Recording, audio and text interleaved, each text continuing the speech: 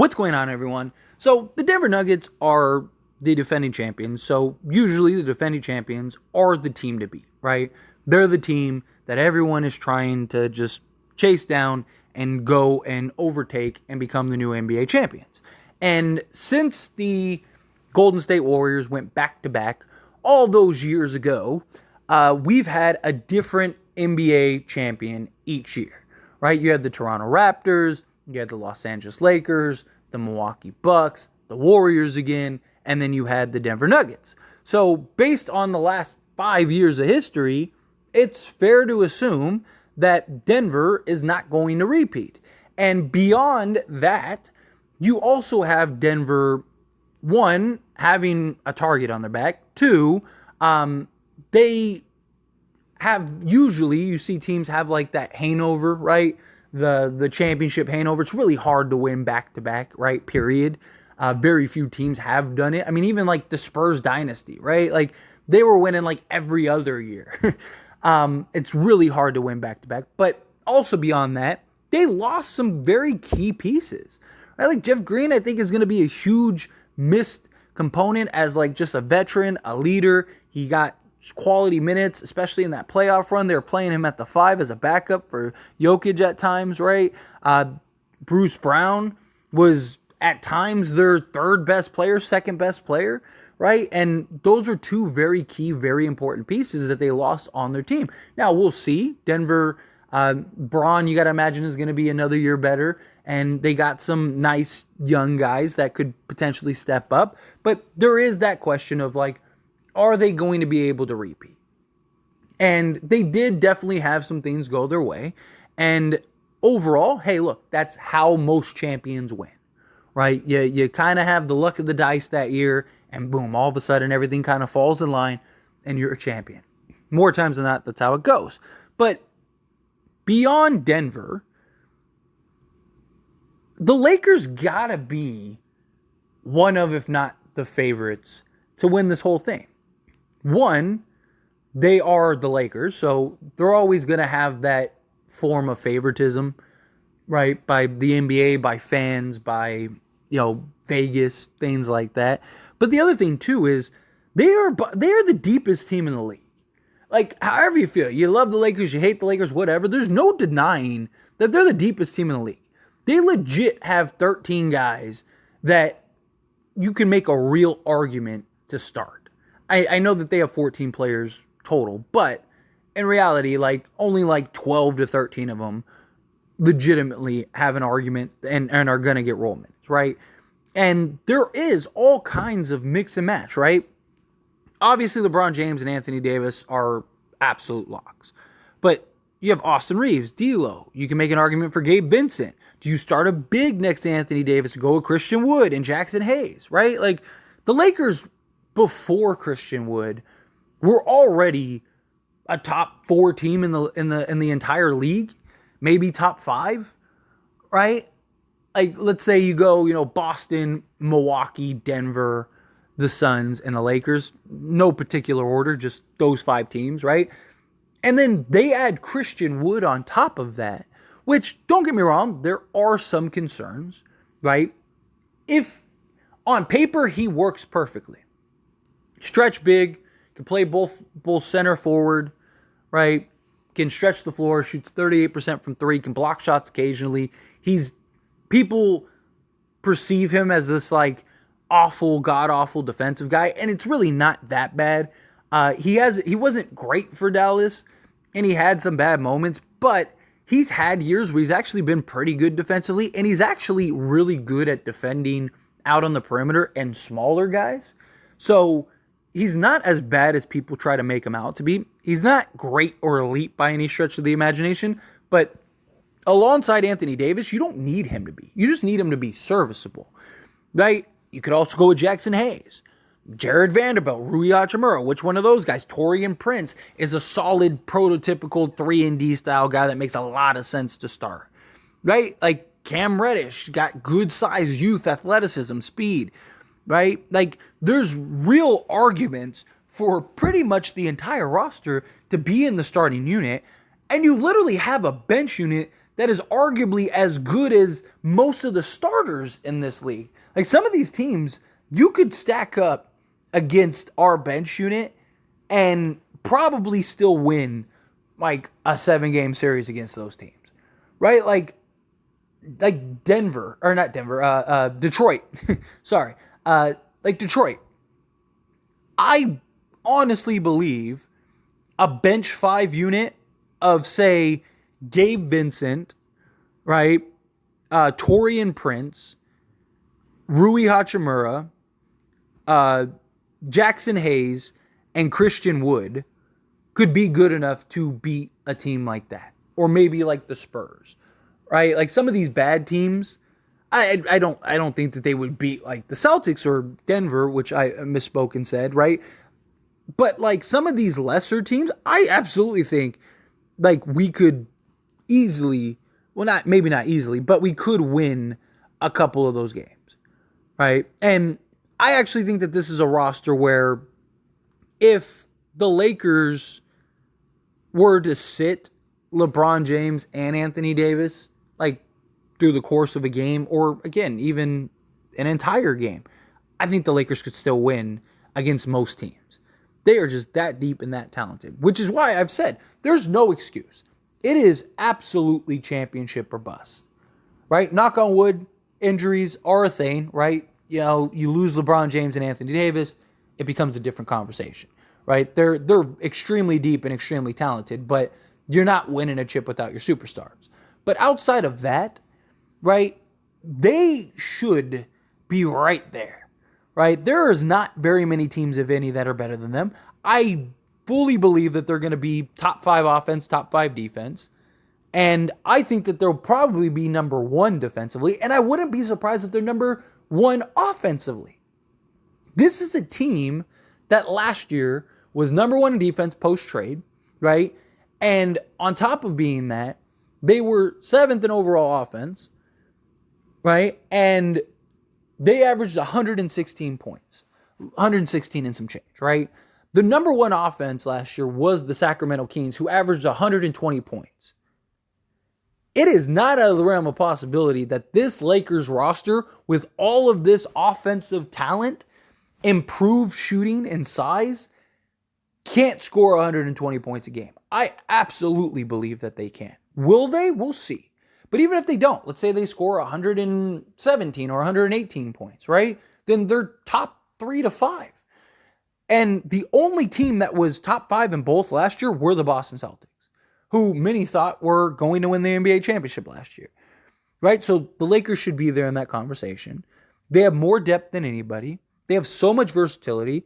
You can make an argument have more size than anybody, right? I know the center position's still lacking a little bit, but Anthony Davis, Jackson Hayes, those are guys that have center size. You know, Christian Wood is a guy that has center size, but no, he's just stocky-wise is not there. The only other team that obviously Denver, the only other team that I look at and go, okay, if that works, could be a problem, is of course the Phoenix Suns, right? Bradley Beal, Devin Booker, Kevin Durant, and Ayton, right?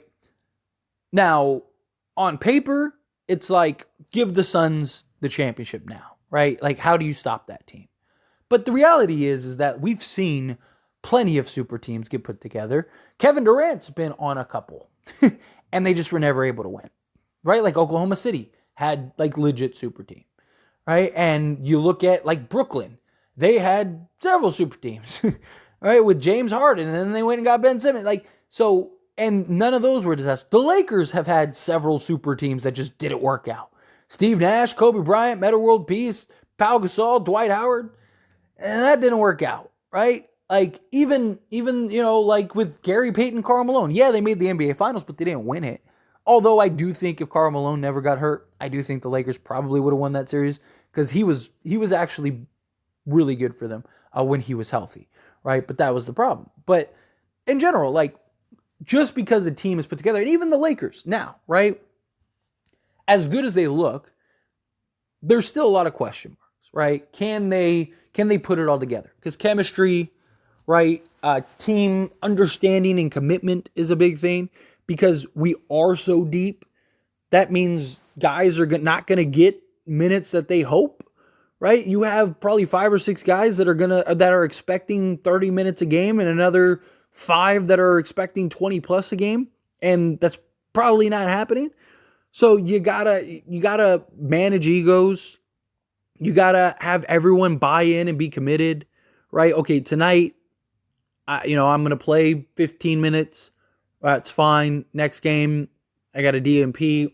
All right, that's fine, and that's hard, right? That's the reason a lot of teams fail is because they can't get on the same page and they can't buy in. And Phoenix, as good as they look on paper, they have a lot of questions. DeAndre Ayton, at what point does he get frustrated? He was frustrated with lack of touches before they got Kevin Durant and Bradley Beal. How is he going to feel now when they have Kevin Durant and Bradley Beal? Also, Bradley Beal, Kevin Durant, even Devin Booker to an extent, all have had injury issues. Bradley Beal is going from the number 1 option to the number 3 option, and he's supposed to be the starting point guard. Is he going to be okay with going from putting up whatever he does, what is it, like 25 a game, whatever, to like 15 a game? Right? Is Devin Booker going to be okay with, at sometimes not being the number 1 option? Kevin Durant, right? Like Kevin Durant seems to be okay with being like a 2 at times, right? But, does Ayton start imploding this thing? Are they going to be any good on defense? Like, yeah, they're going to score a bunch of points, but they're going to be super reliant on jump shooting. And if the shot's not falling, are they going to be able to stop guys to keep them in the game?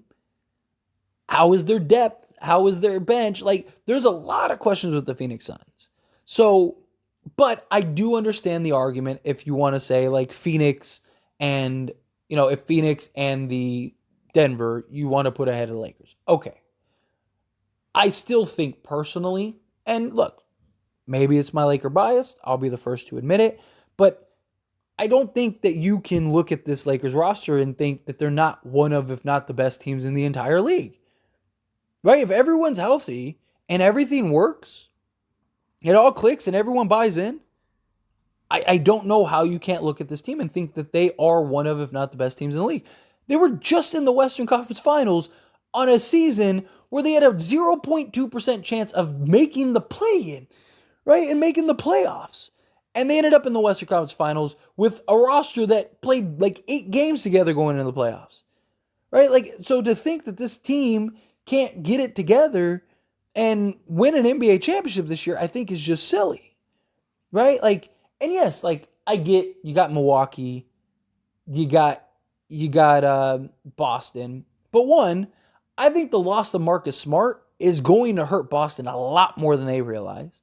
I also don't think that they really needed Kristaps Porzingis, and I don't know how much better that makes them. Right? Like, their problem wasn't really necessarily offense. The problem wasn't even really necessarily defense. Because, again, they were the only team that was top 5 in both. Their problem was that they just are mentally weak, have no real leadership, the coaching was terrible, and Jason Tatum completely disappears at times, and Jaylen Brown can't dribble. Right? It's why I don't think that they win. And I just, I don't know. I don't trust Boston. Boston's one of those teams like, it's like the Clippers every year. Every year, the Clippers, people pick the Clippers and think the Clippers are the best team in the league and they're going to win. And every year, they are a first or second round exit. Same thing with Boston. It's like they're good enough to get there, but they just don't seem to have the mental fortitude to go and push through. And I think losing Marcus Smart, who was their one guy that had that toughness and the one guy that was the leader, they just traded for Kristaps Porzingis, who isn't that guy and is injury prone. So I'm not like super sold on Boston. Milwaukee, how much does this Giannis wanting to potentially getting traded and not wanting to be a part of the team and, wants to see more from the front office and his frustrations and his recent injury history and, all like just them being older and all just, there's a lot of questions with Milwaukee too. So I'm not like super sold on the teams in the East. And so the only 2 teams that I think you can make an argument for that should be favored ahead of the Lakers are Denver because they're the defending champions, but I think the Lakers front to back are a better team. Yes, the Lakers got swept. Okay, sure. Laugh, get out the way, whatever. But we played them the toughest out of anybody. I know Phoenix beat them twice, but it literally took Devin Booker shooting historically great. And every game that they lost was a total blowout. The Lakers lost all 4 games by a total of like 23 points. Where Phoenix would lost every game by like an average of 20 points. I mean, even Denver talked about that. How Phoenix was never even really a threat because they never were worried about them because every time they beat them, they blew them out. Right? And it took Devin Booker playing historic for that to happen. Right? Like, the Lakers were right there. That series easily could have went the other way, but it took Jokic making miracle shots and Jamal Murray making miracle shots. And not only that, Jamal Murray played the best he had ever played in his career in that series. He didn't play that good leading into that or after. Again, give them credit. They earned it. The dominoes fell their way. It was their year. But we can't act like Denver was just clearly that far and away better. Every one of those games could have went the other way. And now you have Denver who lost pieces and the Lakers that gained like 7. Again, continuity, chemistry, all those things, like those are very important, right? I don't want to diminish and act like those don't matter. They absolutely do. But if Lakers put this together, I just don't see a team beating them in 7 games unless it's Phoenix and they are just ridiculously hot. Right? Like Kevin Durant, Devin Booker, and Bradley Beal are just like unstoppable. I don't know if that is a thing, right? The Lakers still do have a lot of questions, and a lot of those questions were the same last year, right? Like how is their transition defense going to be, stuff like that. But they do have more size, they do have more youth. They should have guys that can get back quicker and better, right? Like, will their offense get stagnant at times, right? Who's the guy that closes down the stretch if it's not LeBron? Like, is Austin Reeves going to be able to do that, right? Like, there are definitely still questions, but there's questions with every team in the league. If you just stack up paper to paper, there's not a better team front to back than the Lakers. And like, even if you take the best, 8, which are the guys that usually run in the playoffs, which team has a better 8 guys than the Lakers? Like, literally. I mean, who are the 8 guys for the Lakers? That's how good and deep the Lakers are. I mean, you got D'Lo, Reeves, Vando, LeBron, and AD. And then you got Rui, Christian Wood. There's 7. And then what? Jackson Hayes? Is it Gabe Vincent? Right? Like, so, again, like, Lakers, like, you stack it, it's like, take the best, okay, let's make it 10. Take the best 10 on every team and stack them up to ours. And who has a better roster? The Lakers are still the only team in the league with 2 top 10 guys. Like, legit 2 top 10 guys in LeBron and AD. I don't know. Again, maybe it's my Laker bias. Sure, if you want to call it that, fine. But make a counter argument. Because as always, this is a discussion. These are my thoughts and opinions. Love to hear yours. Let me know down in the comments.